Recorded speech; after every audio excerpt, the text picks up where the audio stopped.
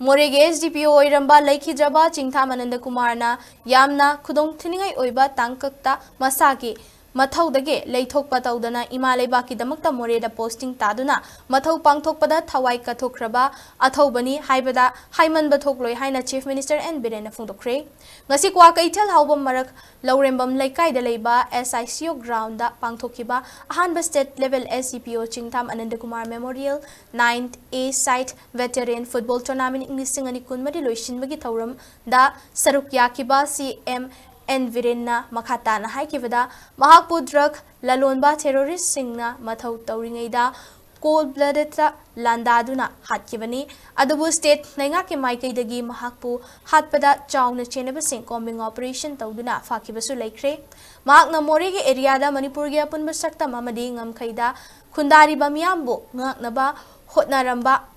Adumadi Meeoiba Leirimakhei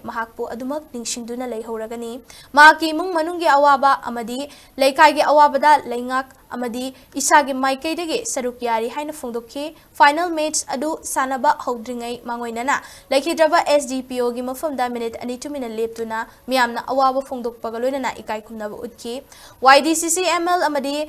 Psycho Club anina sinduna November 3 dagi howduna chatharakliba football tournament sige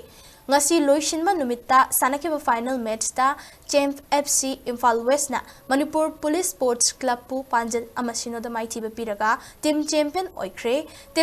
oikraba Champ FC amadi team runner up tahauraba MPSC team anida medal trophy amadi cash award sing khusinakhi loinana tournament asige akhanaba manasingda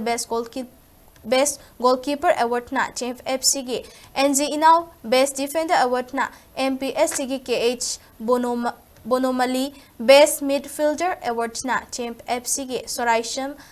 Dharamjit Top Scorer gi Award na MLVFC gi KH Manawba Best Player of the Tournament gi Award na MPSC gi KH Rajen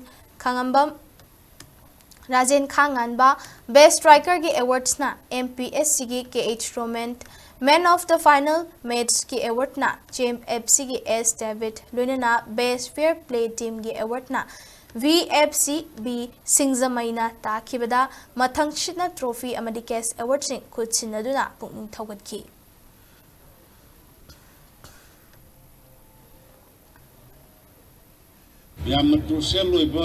Yamna kudong thiningai oiba tangkak oiragasu masa leithokdana Leirimakhidamakni